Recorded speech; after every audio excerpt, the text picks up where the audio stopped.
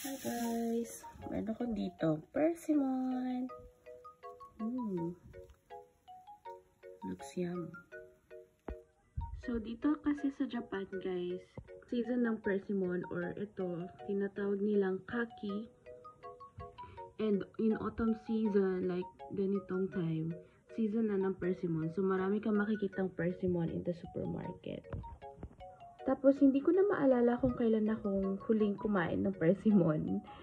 Baka nung una ko pang punta dito sa Japan. Kasi parang ano din yun eh, autumn season. And it's 2019?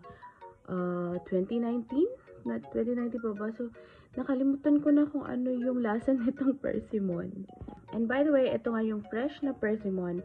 And meron ka ring mabibili na mga dried persimmon. Yes. So, in the supermarket, ganun. And yung iba dito guys, na mga bahay sa Japan, may mga persimmon tree sila or kaki tree. So, yung minsan nakikita ko sa mga bahay-bahay, meron silang nakahang na mga persimmon and super cute. And very nice, no? So, today, I'm going to eat this one para ma-remember ko kung ano yung taste nito. So, binilhan nga ako ni mother-in-law kahapon ng isa. Kasi sabi ko, parang gusto ko siyang kainin. Hindi ko naman siya kinikrave, guys. Kasi nakalimutan ko nga talaga yung taste niya.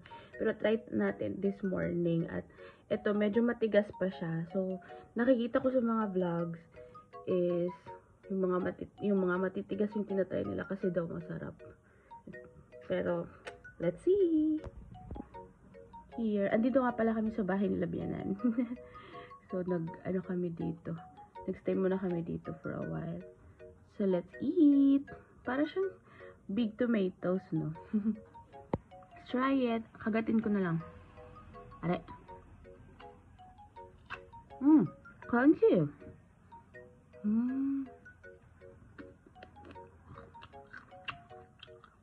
Pero hindi ko sure kung kinakain yung balat. Pero, parang edible naman siya, guys. Kakainin ko na lang siguro. Ang sarap. Ayan. Ang tamis. Sobrang tamis. And super healthy din tong persimmon, guys. Ay, ang sarap. Gusto ko to. Ay, gusto ko yung ganito. Kasi sa dried. Yung dried kasi, na-try ko before yung dried. Sobrang sweet niya. As in, ito, tama lang. Tsaka crunchy. Kagat tayo ulit. Ayan.